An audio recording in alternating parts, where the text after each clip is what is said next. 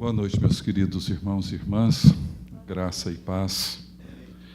Uma alegria imensa estar de volta aqui. Estive aqui já há muito tempo atrás, muito tempo. Não tinha nada disso, nem nesse prédio não existia ainda, pelo menos não desse jeito. Mas é uma alegria ser recebido por pessoas já conhecidas de muitos anos, ali na entrada, parentes meus que frequentam essa igreja. Portanto, é um privilégio, é uma alegria muito grande partilhar desse momento com vocês. Bem, como nós estamos nesse mês em que celebramos mais um aniversário da Reforma Protestante, eu queria meditar sobre o tema, talvez o tema que para mim é mais precioso na obra do grande reformador João Calvino, que ele mesmo chamou de união com Cristo, ou a união mística com Cristo. E esse tema para mim é um tema de um valor imenso. Primeiro porque acho que ele descreve nesse tema de uma maneira muito profunda o sentido maior, mais amplo da nossa fé em Jesus Cristo. Mas, por outro lado, é porque isso nos remete a um cenário que transcende a nossa compreensão de tudo aquilo que muitas vezes nos toca superficialmente. É curioso que o livro 2 das Institutas, Calvino explora de uma maneira magnífica tudo aquilo que Cristo fez para a nossa salvação. E o livro 3, ele introduz esse assunto dizendo mais ou menos o seguinte, ou dizendo o seguinte, abro aspas: primeiro, devemos entender que, enquanto Cristo permanecer fora de nós e nós estivermos separados dele, tudo o que ele sofreu e fez pela salvação da raça humana é inútil e sem valor para nós. Tudo o que ele possui é nada para nós até que nos tornemos um só corpo com ele. E mais à frente, ele então traz, no mesmo parágrafo, na mesma sentença, ele traz uma das afirmações mais preciosas para mim. Ele diz assim: portanto, para que compartilhe conosco aquilo que recebeu do Pai, ele precisa tornar-se nosso e habitar em nós. Para que possamos participar de tudo aquilo que Jesus, o Filho unigênito, recebeu do Pai eterno, é preciso que ele seja nosso, para que ele habite em nós e nós nele. Evangelho de João, capítulo 14, é onde eu gostaria de considerar esse tema com os irmãos e as irmãs nessa noite. Evangelho de João, capítulo 14, gostaria de pedir que permanecessem com suas Bíblias abertas. Nós vamos olhar esses 3 capítulos rapidamente.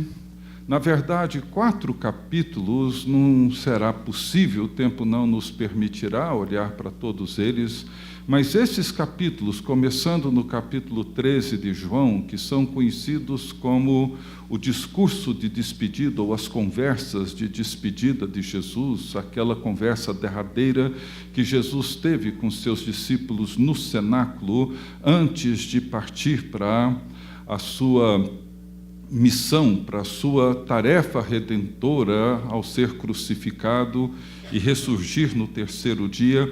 Ele tem essa conversa com seus discípulos, certamente uma conversa marcada por muita emoção. Eu gostaria de alguma maneira sentir um pouco que seja do que aconteceu naquela noite no cenáculo, naquelas horas em que Jesus conversou com seus discípulos pela última vez.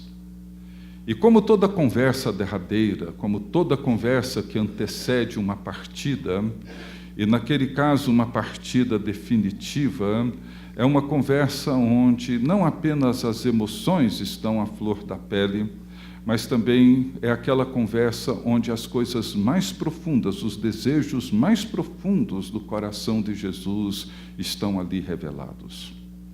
Em João 14:20, Jesus diz assim: naquele dia vós conhecereis que eu estou em meu Pai, e vós em mim, e eu em vós. Como disse o reverendo Darrell Johnson, essa preposição em é a distância mais curta que existe entre nós e Deus. Naquele dia, vós conhecereis que eu estou em meu Pai está em mim e eu estou em vocês. O que Jesus está querendo dizer aos seus discípulos com esse tema, que ele estende até a oração sacerdotal no capítulo 17. Esse tema envolve basicamente uma pergunta que Filipe faz já no início do capítulo 14, quando Filipe procura Jesus. No meio dessa conversa com seus discípulos, Filipe provavelmente se levanta e diz assim: Senhor, mostra-nos o Pai, e isso nos basta. Essa pergunta de Filipe faz com que Jesus discorra sobre o tema mais importante para a nossa experiência espiritual. Aquilo que Jesus revela do fundo do seu coração, do fundo da sua alma, o desejo mais sublime de Jesus, a nossa união com Ele. E há essa afirmação que eu disse, a derradeira, até pedi para projetá-la, se for possível, onde Calvino diz assim: portanto, para que nos transfira os benefícios que Ele recebeu do Pai, é necessário que Ele se faça nosso e habite em nós. Para que nos transfira os benefícios que Jesus recebeu do Pai, é necessário que Ele se faça nosso e habite em nós. E temos nessa afirmação duas grandes verdades espirituais. A primeira diz respeito a receber todos os benefícios de Jesus Cristo. Não sei se você já parou para pensar nisso, mas receber tudo aquilo que o Filho unigênito recebeu do Pai, torna-se, por meio de Jesus Cristo, nosso. E a segunda afirmação diz respeito a essa habitação de Cristo. Então eu queria começar com a segunda afirmação dessa sentença, onde ele diz: é necessário que Ele se faça nosso e habite em nós. No Evangelho de João, nesses capítulos, nós vemos que Jesus está agora trazendo essas instruções derradeiras aos seus discípulos. Filipe faz essa pergunta fundamental: Senhor, mostra-nos o Pai, e isso nos basta. E Jesus então responde para Filipe dizendo no verso 9: quem me vê a mim, vê o Pai. Noutras palavras, o que Jesus vai discorrer para Filipe e para os seus discípulos e para nós é que o Filho encontra-se eternamente unido ao Pai e o Pai ao Filho. E Jesus segue explicando para Filipe que o Filho está no Pai e o Pai está no Filho, porque as palavras do Pai são as palavras do Filho e as obras do Pai são as obras do Filho. Veja o que ele diz a partir do verso 10 em diante do capítulo 14. Não crês que eu estou no Pai e o Pai está em mim? As palavras que eu vos digo, não as digo por mim mesmo, mas o Pai que permanece em mim faz as suas obras. Crede-me que estou no Pai e o Pai em mim. Crede ao menos por causa das mesmas obras. Jesus segue discorrendo sobre isso, ou seja, qual que é o princípio que torna o Pai unido eternamente ao Filho e o Filho unido eternamente ao Pai? A palavra. A palavra é o princípio que revela a união eterna do Pai com o Filho e do Filho com o Pai. Eles são um. Quem vê o Filho, vê o Pai, porque as palavras do Filho são as palavras do Pai. E isso dá uma identidade do Pai no Filho e do Filho no Pai. E ele discorre isso com os seus discípulos, mas a grande surpresa vem quando ele estende esse mesmo relacionamento que o Pai goza eternamente com o Filho e o Filho eternamente com o Pai, ele estende esse mesmo relacionamento a nós, os seus discípulos, quando ele diz: naquele dia vós conhecereis que eu estou no meu Pai, o meu Pai está em mim e eu estou em vós. Ou seja, da mesma forma como o Filho está no Pai, nós estamos no Filho e o Filho está em nós. E Jesus segue dizendo no verso 23, se alguém me ama, guardará a minha palavra, e meu Pai o amará, e viremos e faremos nele morada. Veja que o princípio é o mesmo, a palavra. O Filho eterno, a palavra encarnada, vive e age pela palavra do Pai, e por isso o Filho permanece no Pai e o Pai nele. E por outro lado, os discípulos amam e guardam a palavra que vem do Filho, que não é apenas a palavra pronunciada pelo Filho, mas o próprio Filho, porque João começa o seu evangelho e logo no prólogo ele inicia dizendo: no princípio era o verbo, a palavra, o logos, e o verbo estava com Deus e o verbo era Deus. E o verbo veio, a palavra veio e habitou entre nós, cheio de graça e de verdade, e vimos a sua glória, glória como do unigênito do Filho.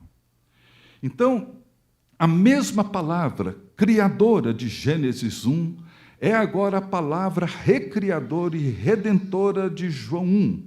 E ela vem a nós. E Jesus vem a nós como um mestre. O seu ministério é um ministério da palavra. Os seus discípulos seriam reconhecidos se permanecessem em suas palavras. Ele diz isso em João 8:31. Então, os discípulos participam da vida de Jesus pela relação pessoal, afetuosa, íntima com a palavra encarnada, com a palavra pronunciada e ensinada por Jesus, e essa mesma relação ela é reafirmada na oração sacerdotal de João 17, onde os discípulos são aqueles que têm guardado a palavra do Pai, ministrada, ensinada, instruída pelo Filho. Nós somos ministros dessa palavra encarnada e da palavra proclamada. Então, veja bem, nós permanecemos em Cristo, unidos a Cristo, pela palavra de Cristo. Quando a nossa mente, quando os nossos corações, desejos, afetos, a nossa imaginação, tudo que somos é moldado pela palavra de Cristo, pelo próprio Cristo, nós vivemos como Cristo. A nossa vontade é moldada pela vontade de Cristo. A nossa mente torna-se, como diz Paulo, a mente de Cristo.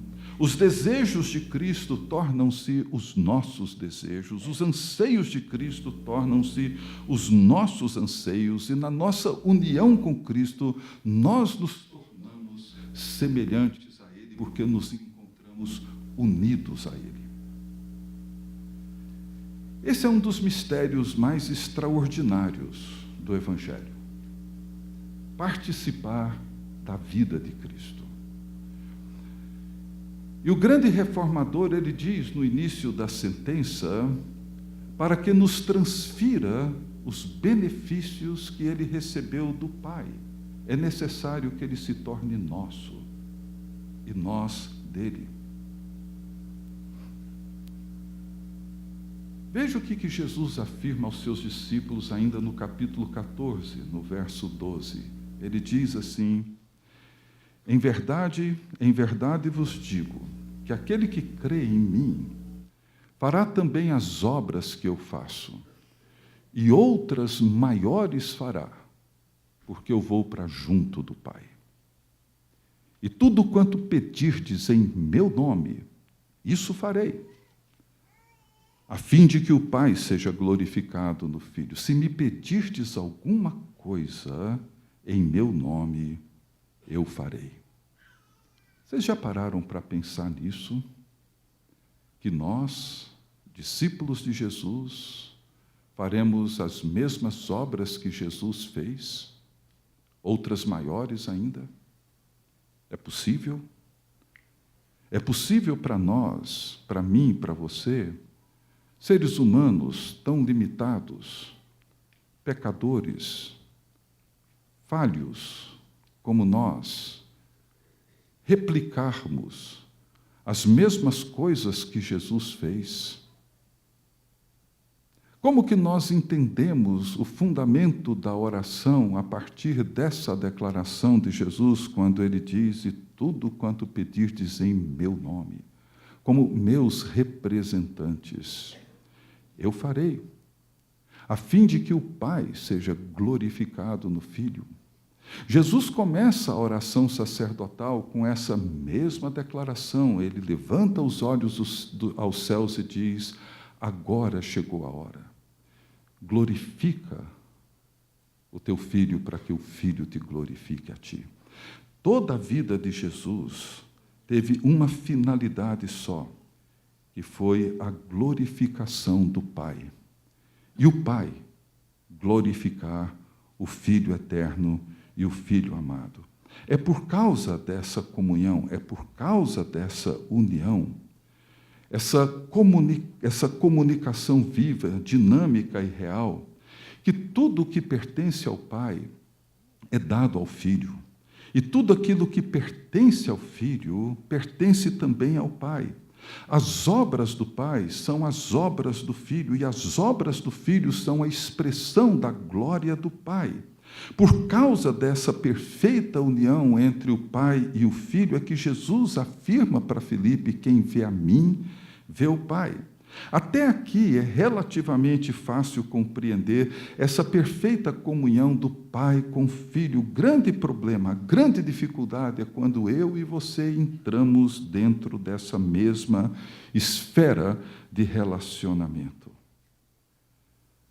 O que Jesus afirma aqui, e deixa isso claro na oração sacerdotal, é que todos os benefícios que ele recebeu do Pai são transferidos a nós, em nossa união e em nossa comunhão com Ele. É exatamente isso que Jesus está dizendo, é exatamente isso que Calvino entendeu, é exatamente isso que nós precisamos entender hoje.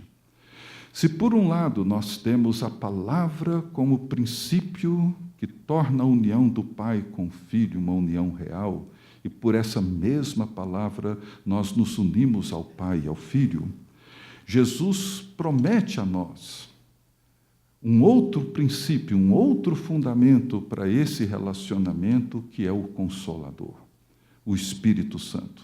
Nós temos de um lado a palavra, nós temos do outro lado o Espírito Santo. Se por um lado a nossa união com o Pai, por meio do Filho, se dá pela palavra, por outro lado, essa mesma união, essa mesma comunhão com o Pai, por meio do Filho, se dá pelo poder do Espírito Santo, que torna real e vivo em nós tudo aquilo que pertence ao Filho e, consequentemente, pertence ao Pai.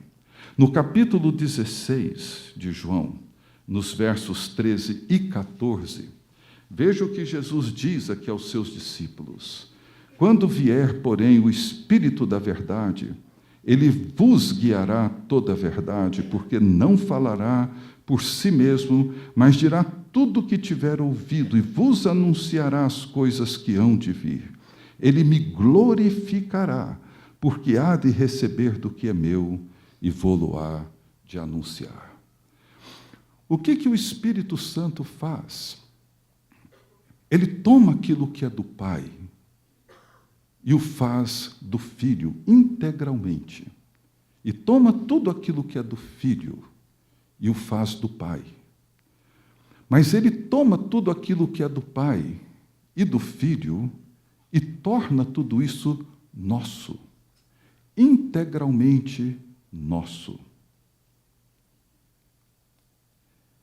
Ou seja, o Espírito Santo toma a vida de Jesus Cristo, que é a vida gerada pelo próprio Pai, e ele torna essa realidade uma realidade viva em cada um de nós.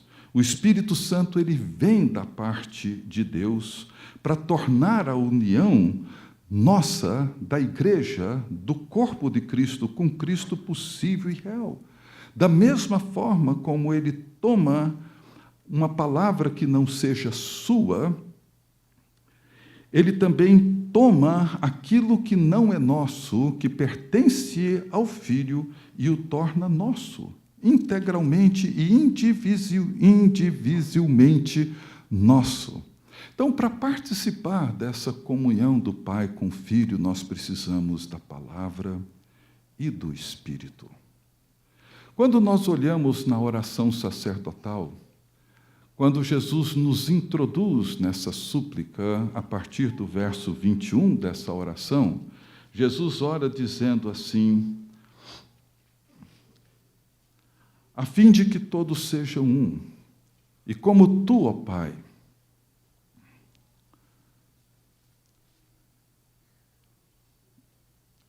sejam um, e como és tu, ó Pai, em mim, e eu em ti, também sejam eles em nós, para que o mundo creia que tu me enviaste.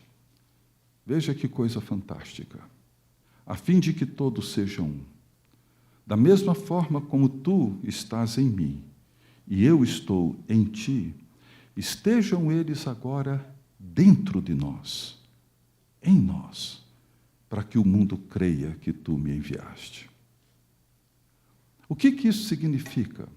Sendo bem simples e bem prático, podemos olhar para algumas expressões nessa oração. Por exemplo, o último verso dessa oração, Jesus diz assim: eu lhes fiz conhecer o teu nome e ainda o farei conhecer, a fim de que o amor com que me amaste esteja neles e eu neles esteja.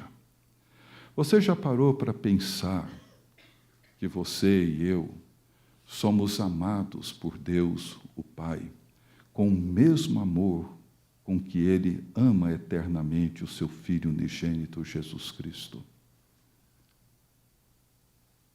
Se nós entendêssemos isso, isso seria a cura definitiva para inúmeros dramas, traumas, conflitos que todos nós vivemos.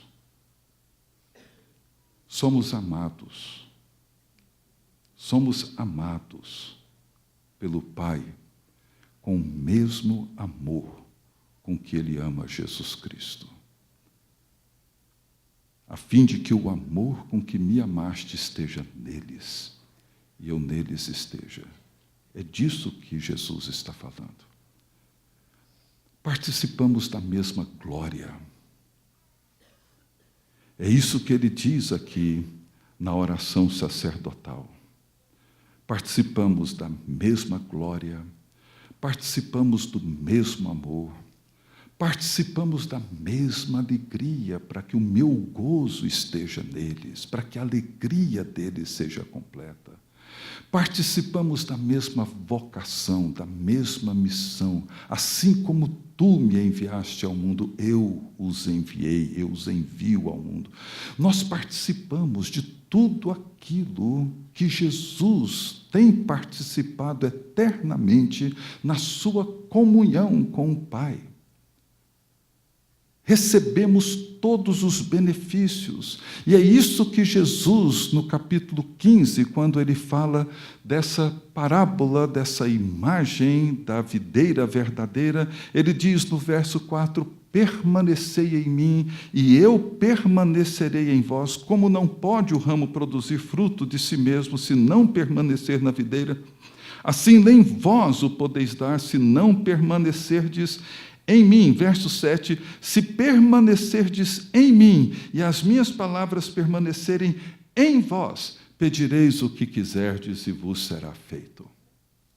Se vós permanecerdes em mim, e as minhas palavras permanecerem em vós. Noutras palavras, o que Jesus está dizendo é o seguinte: se vocês estiverem em mim, e eu em vocês, tudo aquilo que é meu será de vocês. Se vocês estiverem em mim, a minha justiça será a justiça de vocês, a minha compaixão, a compaixão de vocês, o meu amor será o amor de vocês, a minha paz será a paz de vocês. A minha bondade será a bondade de vocês, a minha misericórdia será a misericórdia de vocês, a minha justiça, a minha compaixão, o meu zelo, o meu amor, tudo que é meu será igualmente de vocês. É isso que a palavra e o Espírito fazem ao nos unir a Cristo. Vocês estão entendendo? É disso que Calvino está dizendo, é isso que Jesus falou e ele entendeu muito bem. Nós participamos de tudo aquilo que é do Filho. Jesus, no capítulo 15, ele diz uma das frases mais ricas que talvez a gente nunca para compreender todo o sentido dela, quando ele diz para os seus discípulos que já não os chamaria mais de servos, e sim de amigos. Por quê? Falou, porque o amigo, eu vou revelar tudo, não haverá mais segredos entre eu e vocês. Vocês irão participar de toda a minha vida. Noutras palavras, Jesus abre a comunhão trinitária do Pai, Filho e Espírito Santo e nos convida para participar do mesmo relacionamento que o Pai e o Filho gozam desde toda a eternidade. Para mim, não há nenhum conceito mais profundo, mais amplo e mais rico da oração do que entendê-la como a nossa participação na comunhão divina. Não se trata de apresentar uma lista de pedidos e de temas de gratidão a Deus. É muito, mas muito mais do que isso. É entrar e participar de um relacionamento que o Pai e o Filho gozam desde toda a eternidade. É por isso que Jesus faz essa afirmação impressionante. Todo aquele que crê em mim fará também as obras que eu faço, e outras maiores fará, porque eu vou para junto do Pai. Se permanecerdes em mim, as minhas palavras permanecerem em vós, pedireis o que quiserdes e vos será feito. Quando Jesus diz, porque eu vou para o Pai, no caminho de volta para o Pai, nós temos a cruz, nós temos a ressurreição, nós temos a ascensão.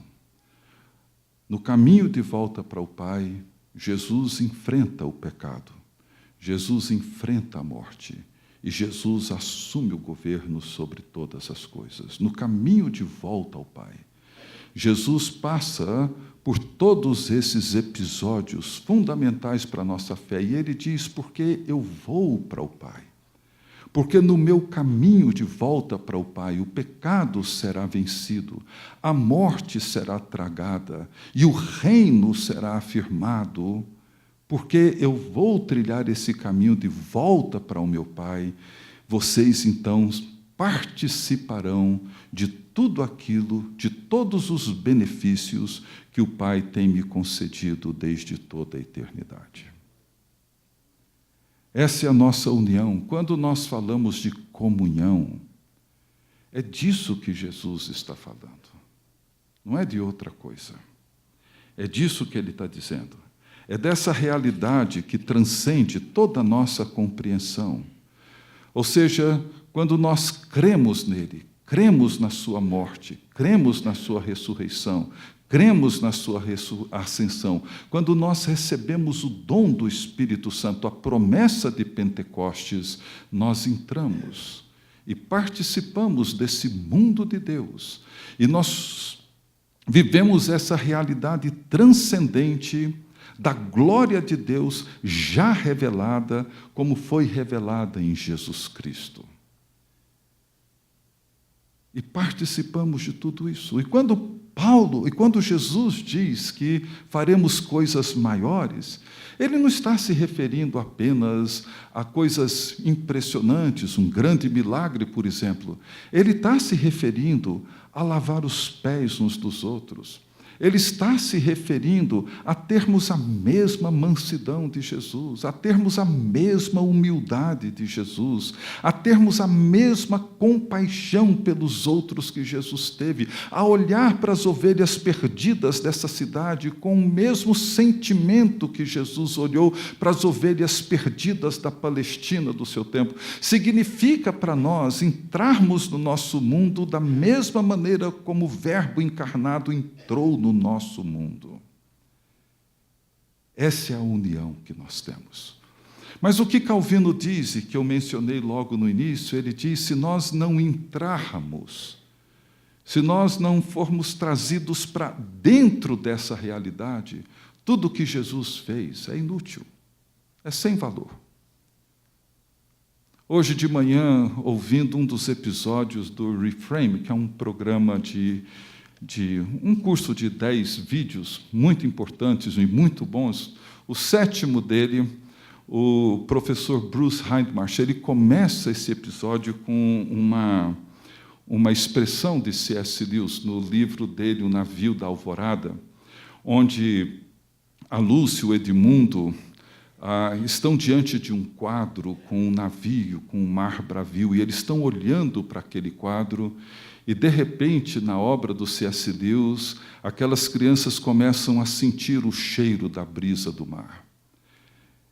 E elas começam a ficar espantadas, e, de repente, uma delas sente um respingo da água do mar. E, de repente, elas são tragadas para dentro daquele quadro, e elas deixam de ser espectadoras daquele quadro para tornarem-se personagens da história que aquele quadro traz. E ele diz que o que o Espírito Santo faz na nossa vida é nos tirar da condição de espectadores e nos trazer para dentro da realidade para a qual Jesus Cristo nos convida. E nós participamos do mundo de Deus, por isso que Jesus disse que, como seus representantes, agindo em seu nome no mundo, nós seguiríamos fazendo as coisas que ele fez, vivendo do jeito que ele viveu, agindo da maneira como ele agiu, atuando do jeito que ele atuou, porque todas as coisas dele tornam-se nossas e nós dele, nessa união eterna que temos com ele. É isso que Jesus quer comunicar com seus discípulos nessas palavras derradeiras.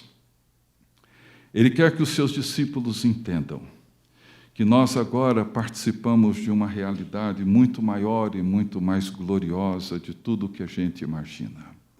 Então, só para deixar bem claro para vocês, e eu concluo. A união do Pai com o Filho se dá por causa da palavra. A palavra do Pai é a palavra do Filho. O Filho não tem uma palavra que seja sua própria. O que ele ouve do Pai, ele fala. Ele não tem um julgamento que seja seu próprio. Da maneira como o Pai julga, o Filho executa o julgamento do Pai.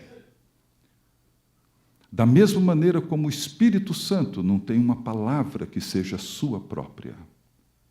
O que ele faz é trazer vida para a palavra do Filho e fazer com que, através do Filho, o Pai seja glorificado.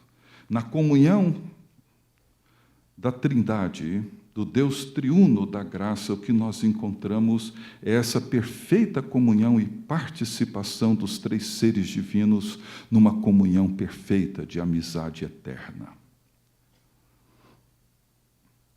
Jesus, então, nos convida para participarmos dessa mesma comunhão.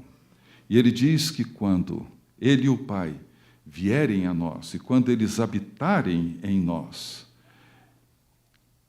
nós então participaremos dessa mesma comunhão.